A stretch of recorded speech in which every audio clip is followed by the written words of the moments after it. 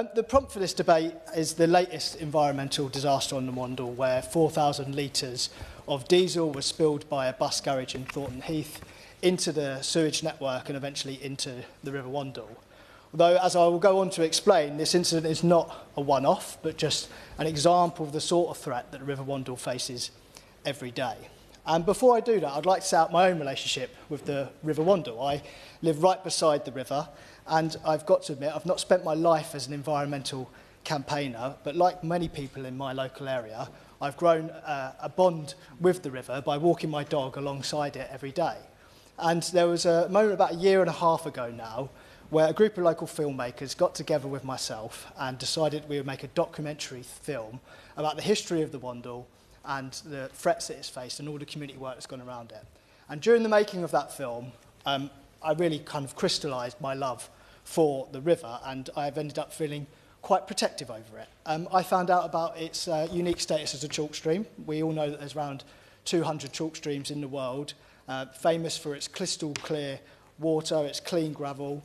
But the River Wandle is globally unique because around about 1 million people live in the catchment of this river, and it is mostly publicly accessible all the way through, running right through South London, right up to the Thames. So it's probably the only urban chalk stream of its kind in the world. The Wandle, of course, is famous for its industry. The fast-flowing water made it attractive to mills, and actually much of the river over time was straightened to serve these mills, and in particular the textiles industry was attracted by this river. William Morris was inspired by it, and it was said to be one of the hardest worked rivers in the world. And I'm also told that the historical significance stretches way back. It was used by the Romans, and it was the location for the statue of Merton, one of the earliest statutes in English history, signed on the banks of the River Wandle at Merton Priory in 1235. Now, after the mills subsided, their legacy remained. We still had that canal-like structure building up to the mills, and eventually the river became more known for carrying waste until the 1970s. It was officially declared a sewer. But this was a turning point for the river. There was lots of grassroots activism inspired by this moment. We had anglers, we had other fishermen, we had the Wandle Trust, which has now become the South East Rivers Trust, Wandle Valley Forum, as well as smaller park-like groups like Friends of Poulter Park. And they've got... I'll gladly give away. To thank the Honourable Member for taking my intervention. The River Wandle, which sounds beautiful, does not run through my constituency, but the River Sow does, and it was polluted by sewage 59 times in 2023, lasting a total of 816 hours. Does the Honourable Member agree with me that the findings of the Independent Water Commission established by this government will be crucial in finding a solution to this issue? I absolutely agree with the Honourable Member, and that, as I hope to describe in this debate, the River Wandle is just one example of what's happening to rivers across the country, and I'm sure the outcome of that review is going to be extremely important. So we talked about the revival of the river over time, and it's thanks to the efforts of lots of local community groups. And those restoration efforts, I've put my waders on, I've gone into the river, and I've seen the effect of them for myself, how we've worked inside the channel of these canals and brought it back to its natural state, narrowed the river at points with deflectors so that the water was able to flow and clean the gravel much better than it did before, bringing back that natural meandering, allowing the river to deposit sediment in the right places, and overall making the health of the river much, much improved to what it was before. I would gladly give way. Dr Merson, thank you for letting me intervene, but to the honourable members especially, he has outlined very clearly the devastation that there was to the River Wandle due to even a number of spillages, but we had one in our constituency some time ago, a number of years ago, one of our many waterways, but after a lot of hard work and also by the business community and also by local volunteers as well, they were able to restore that. But does the honourable member agree that those who did the damage must bear the brunt of the cost? I absolutely agree with the honourable gentleman. The polluter pays principle is a key point I'm going to come on to. And Dr Morrison, as you are hearing here today, this is not just an issue that affects my constituency, but constituencies right across the United Kingdom. The centrepiece of my film was about sewage. We built up to a crescendo in the film where eventually we saw footage of raw sewage running along one of these channels and meeting the River Wandle. And I think this was a moment where people realised that their toilets are plumbed into the river. And the latest episode in Wandle is one which I think will hopefully raise public awareness about the fact that it's also the drains on their streets that are plumbed into the river too. And so on Monday the 17th of February, we released a new film about a brilliant nature restoration project happening just downstream from where I live.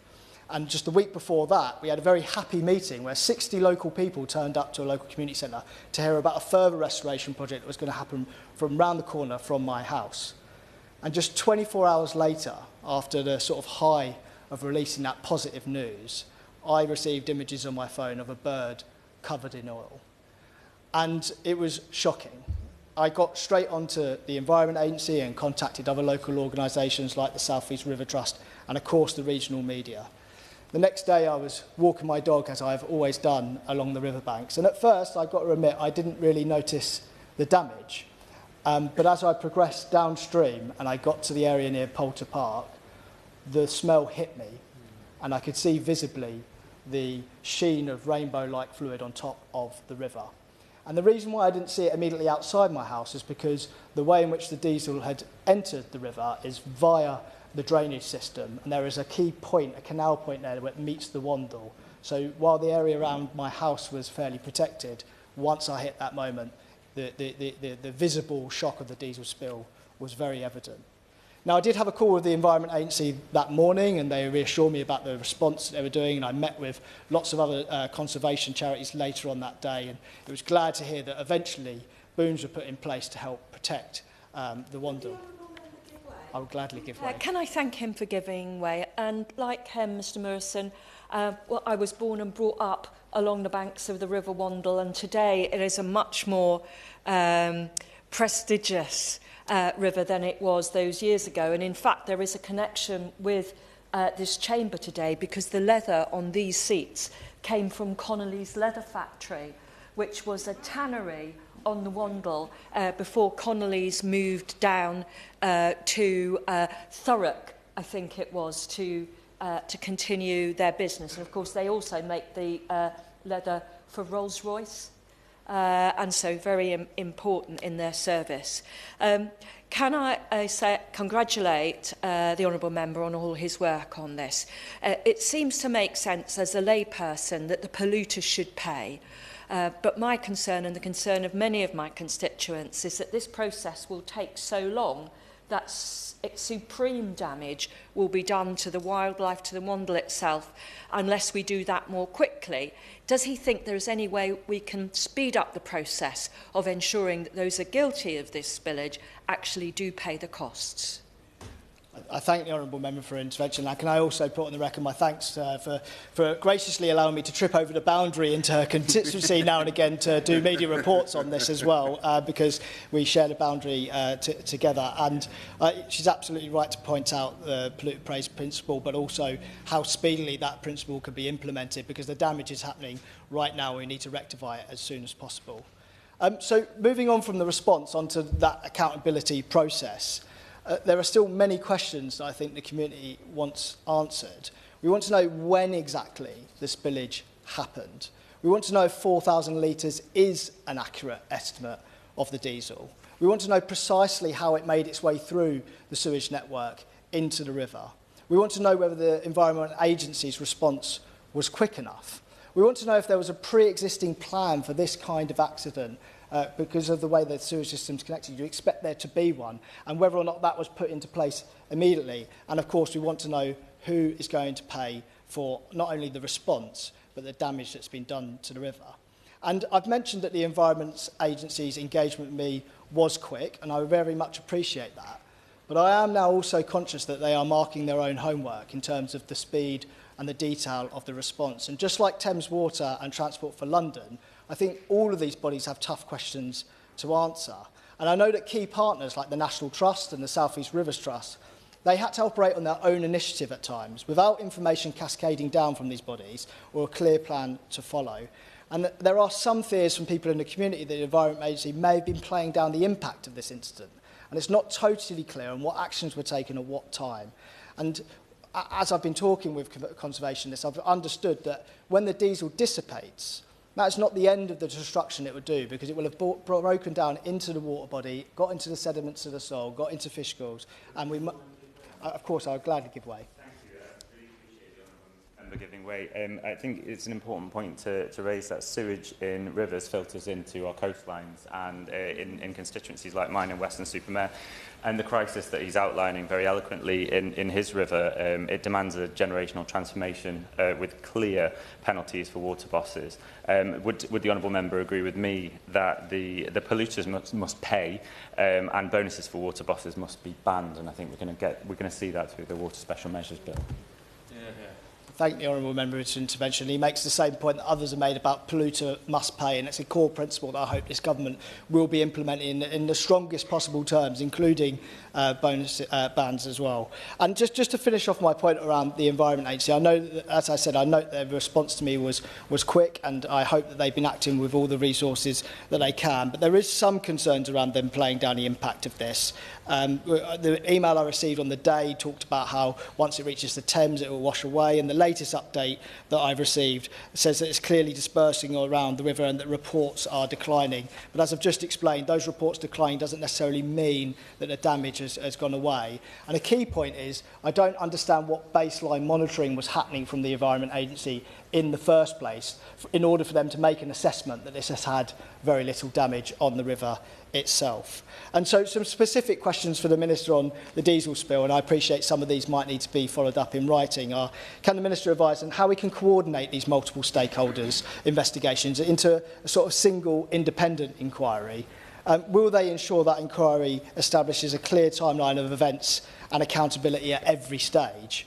And will the Minister enforce the principle, as so many members have said today, that the polluter pays and that the fines will go directly to improve the River Wandle rather than into a general fund? And so this incident has been truly shocking, not only to me, to the community, but actually I think the region as a whole, but mostly because of its scale. That's what's caught the public's attention. But this kind of pollution happens every single day, and that's not by accident, but by design. The combined sewage system has become high profile as a result of the sewage campaigning that's been happening over the last year, but we've heard less about the road runoff network. And that makes an urban river like the Wandle especially vulnerable to these kinds of incidents. What goes down those drains can end up in our river. And if you think about a massive diesel spill like this, think about all the types of pollutants that are running off that road network into our river every single day. And at the moment we have a lack of monitoring, so we don't really know what damage that's having. We have a poor understanding of what that network looks like, which drains connect directly into the river, which ones go via the sewage treatment network, sewage treatment works. We don't know really the answer to that. We have very limited mitigation measures, and I know that fixing the entire infrastructure of this network will be difficult, but there are measures that we could take further downstream as well. We have inadequate resilience. This is the sort of things that could be addressed by the nature restoration projects I was speaking about earlier on.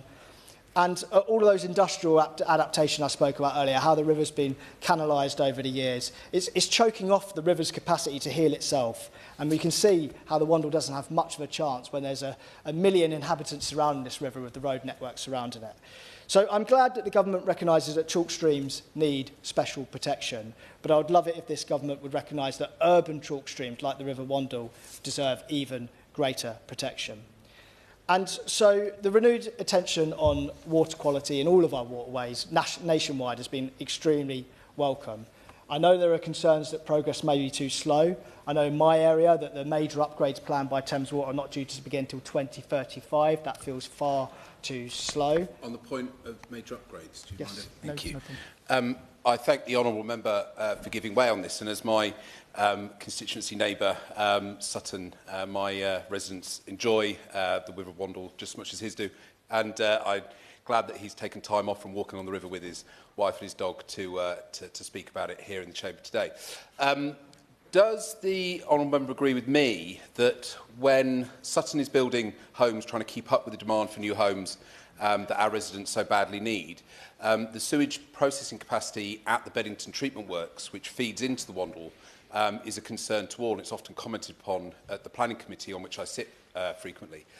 Does he agree that we need to make sure that Thames Water, in consideration of the infrastructure needed to support these new homes, ensures that we don't end up with more frequent discharges into the river that would put all the incredible hard work of the groups that have been looking after the Wandle at risk?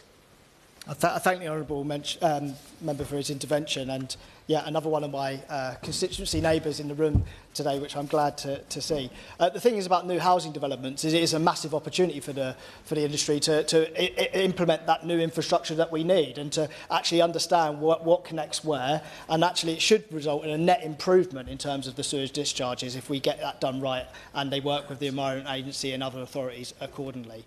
So just to come back to the major infrastructure question that we have and how some of that work is going to be too slow, I understand why. I mean, the Institute for Civil Engineers have estimated it could cost up to over £100 billion to fix this issue over the long run. But there is more that we can do now. And if you don't mind me quoting somebody who's sitting behind me, Dr. Jack Hogan of the South East Rivers Trust, he put it that there can be a rainbow at the end of this disaster that is not the sheen of diesel. And I agree with him. South East Rivers Trust are running a crowdfunder at the moment to try and get increased monitoring along the Wandle, and it's got off to a fantastic start of over £20,000 raised already. That would be a good thing. There are restoration projects happening up and down the Wandle that I have spoken about already, but they can get so much bigger in scope. And we are not talking about billions here, we're talking about millions. There are things called downstream defenders, which are an excellent innovation.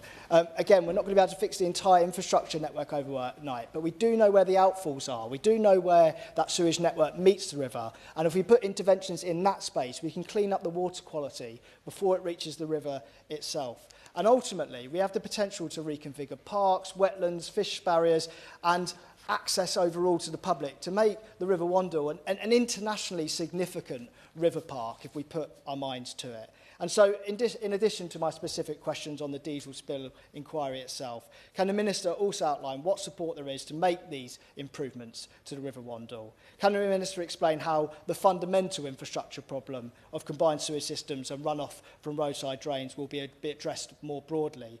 And will the Department look again at the formalisation of the Water Restoration Fund? This is an important thing for the principle of polluter pays. I know that the government didn't back an amendment on this in the water bill very recently, but it's very important to campaigners, and they want to ensure that all polluters pay, not just the water companies, and that those payments go directly into the areas that are affected, such as the River Wandle.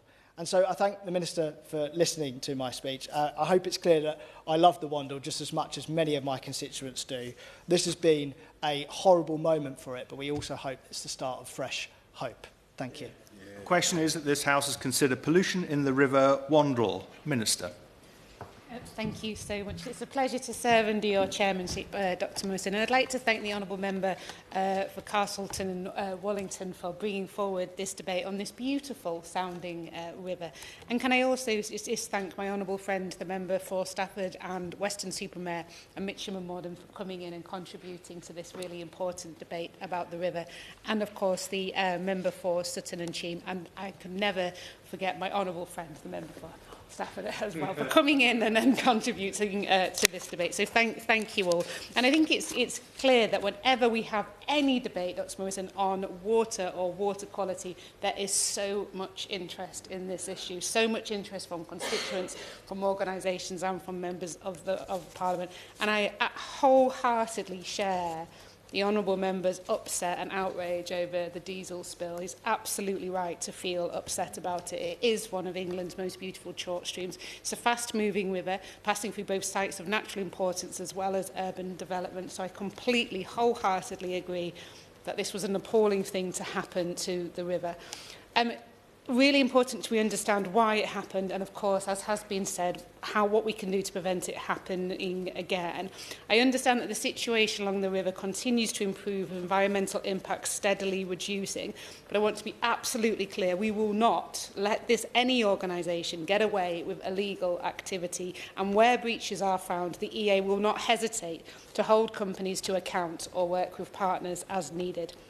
DEFRA works closely with the Environment Agency to ensure it's equipped to carry out its functions effectively and deliver for the public and the environment, and with Environment Agency officials at every level to provide constructive challenge and support on Environment Agency performance and delivered.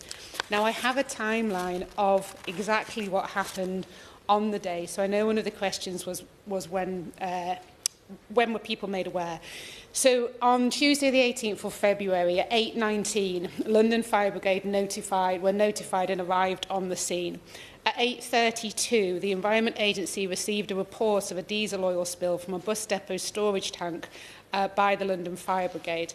At 8:41, so 9 minutes later, the EA duty officer initiated a response and a decision to deploy to site. And at 10 a.m, the first environmental officer was on the site, and then further EA officers were on the site at 12 o'clock. So I want to also thank the Environment Agency, actually, so for as soon as they were made aware of it, which was at 8:32, by 10 o'clock they had people there at the river carrying out an investigation, and I think they've done an exceptionally good job in working quickly and at pace. And I understand then as well at 6:19 the Environment Agency sent their first email to the Honourable Member telling him information about the incident and the actions that they have taken. So between the following dates then of the 19th of February through to the 26th of February, the Environment Agency's response was ongoing, so regular on-site monitoring, assessment of clean-up, environmental impact, ongoing briefings and liaison with partner organisation. They've got specialist contractors working on the remediation efforts, and I understand they updated the Honourable Member at 9:45 on the 19th of February, and that another meeting was requested on the 21st. The incident response has concluded on Wednesday, the 26th of February. They sent their final updates to partners on the 26th of February. And what's happened now is they're in the investigation phase. So once they move out of the emergency response phase, they're now into the proper investigative phase. And that's where the Environment Agency are at the moment. And I think they have acted at speed. I think they've acted with integrity, and they've done an incredible job. In terms of what they can do, their enforcement options range from warnings to prosecution or an enforcement undertaking, which would be a civil sanction whereby the offender proposes steps to remediate the issue. So it really depends on the assessment, so obviously the punishment, if you like, for what's happened when they conclude their investigation. And on polluter pays, again, totally agree. So the Environment Agency can recover costs from emergency incidents through S161 of the Water Resources Act. So any costs to the Environment Agency through doing this enforcement work, all of that money can be recovered. But on the wider point around, I suppose, polluter pays, the Water Special Measures Act, which was obviously passed and got royal assent just last week, included cost recovery, not just for emergency responses as already existed, but also for water companies as well. I know in this case it wasn't a water company, but sewage pollution has been mentioned. So any work that the Environment Agency now undertakes in terms of investigating sewage pollution, all of those costs can now be fully recovered from the water company. And there was a question made about what happens with fine monies. Well, obviously, Ofwat are responsible for collecting fine money, and in some cases that fine money is refunded to customers, as we've seen in some cases, and in some other cases that fine money is available for environmental aspects. So it's that, in terms of the ratio of how much is refunded to customers, that's obviously a decision for them. But I think the point around, highlighting the problems of runoff, I mean, there's obviously the other one that hasn't come up today, but is also a concern, agriculture pollution, as well as sewage pollution. All of these things are being looked at under the Cunliffe Review, and we only have 7 weeks left now, Dr Morrison, for people to respond to the call for evidence on the Cunliffe Review. So please do. Have a look at that document, make your points made. There is a 200-page call for evidence, but there is also a 20-page executive summary. So have a look at the executive summary. And this is for not just members of the Parliament, but speaking to those here in the public gallery, it is for anybody to respond and give their opinion on how our water system should work more fundamentally.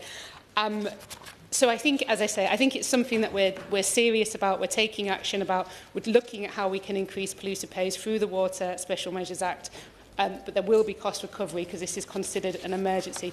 And there isn't, in terms of what more can be said at the moment, I think we have to let the Environment Agency do their investigative work, and then when they come to their conclusion, they'll determine what level of prosecution or what type of prosecution happens. Oh yes, I've got a bit of time. There we go. That's not like me.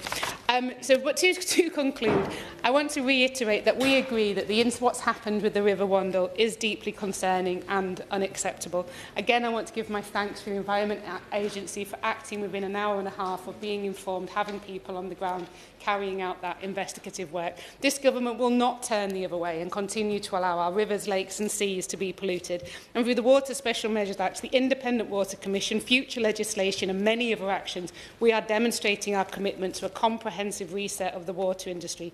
We intend to drive long-term transformatory change through the entire water sector, and we've only just got started.